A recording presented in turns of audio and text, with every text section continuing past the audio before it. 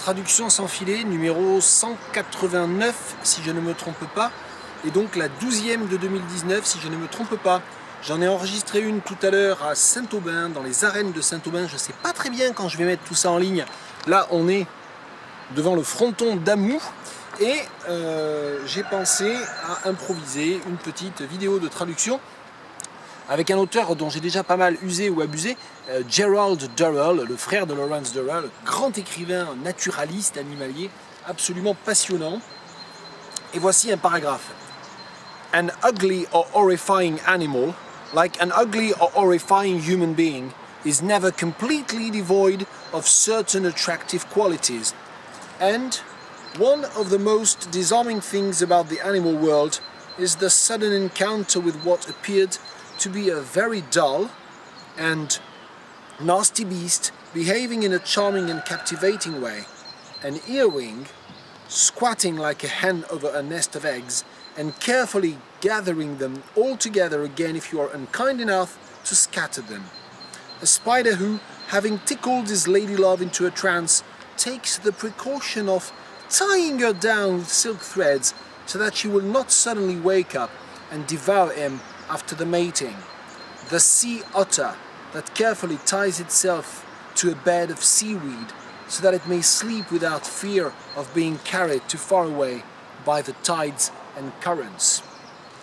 An ugly or horrifying animal, un animal laid ou horrible, like an ugly or horrifying human being, tout comme un être humain laid ou horrible, is never completely devoid of certain attractive qualities, n'est jamais tout à fait exempt de certaines qualités attirantes, ou de certaines caractéristiques attirantes.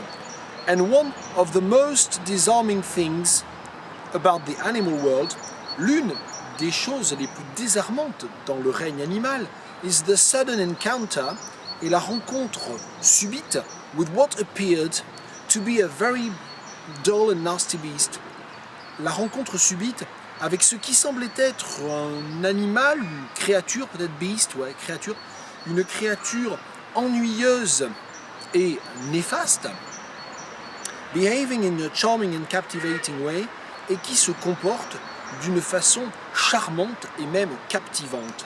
An earwig, un forficule ou un perce-oreille, on va dire un perce-oreille pour essayer de garder la même métaphore avec les oreilles, earwig, un perce-oreille, squatting like a hen, couché comme une poule, over her nest of eggs, sur son nid, alors sur ses œufs en fait.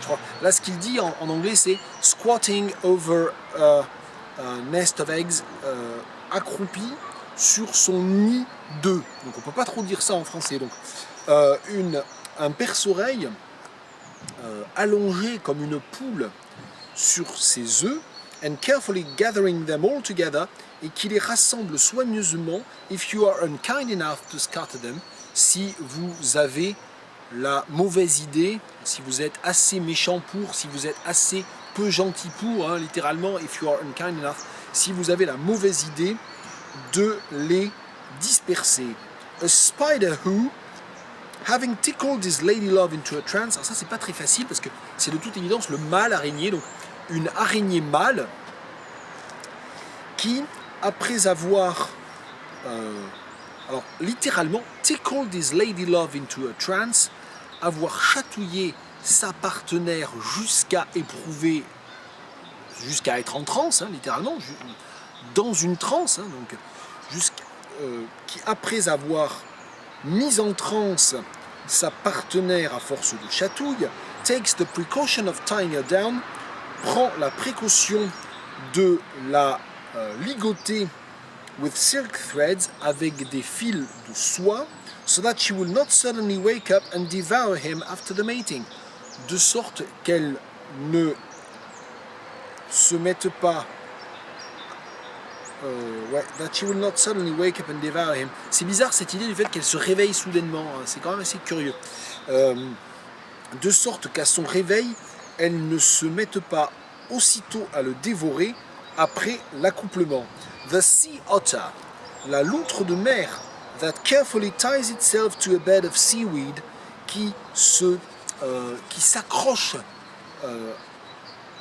précautionneusement à un lit d'algues, so that it may sleep without fear of being carried too far away by the tides and currents, afin de pouvoir s'endormir sans craindre d'être emporté trop loin par les... Alors, tides and currents, littéralement, c'est les marées et les courants, mais on dit courant marin, je crois, en français, tides and currents. Je ne crois pas qu'on ait deux termes séparés que l'on puisse ainsi contrebalancer. Donc moi, je traduirai par courant marin. Voilà pour cette traduction. Ça nous permet aussi de voir que le fronton d'Amu est situé au centre de la ville et vraiment de la bourgade, et se trouve quand même très près de routes très passantes. C'est très bruyant, et comme j'ai pas de micro-cravate et tout ça, eh bien c'était pas forcément très facile. J'espère qu'on m'a un peu entendu. Voilà, c'était la 189, For What It's Worth, un extrait de Gerald Durrell, Encounters with Animals, page 45 dans la vieille édition Penguin.